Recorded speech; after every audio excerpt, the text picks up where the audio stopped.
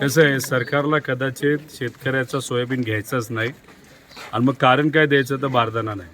मी खरं तर मंत्री महोदयांना विनंती करतो, सगळ्याच मंत्र्यांना विनंती करतो की आता आपल्याला पदं मिळालेली आहेत, पदाचा योग्य वापर करावा आणि तिथं जे काही तुमचे विभाग असतील त्या विभागामध्ये ज्या ज्या लोकांना त्या विभागाचा फायदा होत असतो तिथं तुम्हाला काम करणं फार महत्त्वाचं आहे. आता इथे बारदाना नाही, तुम्ही सोयाबीन घेत नाही, सोयाबीनला हमीभाव देता असं सांगता, सोयाबीनला हमीभाव तिथं देत नाही आणि सोयाबीन आज बारदाना नसल्यामुळे शेतकऱ्याला कुठं विकावं लागतं तर व्यापाऱ्याला स्वस्तात विकावं लागते.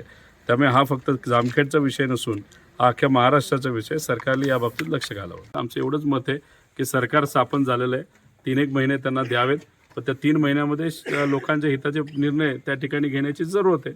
शेतकऱ्यांचा सोयाबीनचा प्रश्न अजून मार्गी लागलेला नाही, त्याच्याचबरोबर इथंही काही स्कॉलरशिपचे मुद्दे आहेत, शिक्षणाचे मुद्दे आहेत, बरेच काय काय तर मंत्र्यांनी पदभारसुद्धा स्वीकारलेला नाही. अशात मग सरकार आहे का नाही हे सुद्धा आता लोकांना तिथं कळत नाही आणि प्रश्न तिथं लोकांना पडलेला आहे.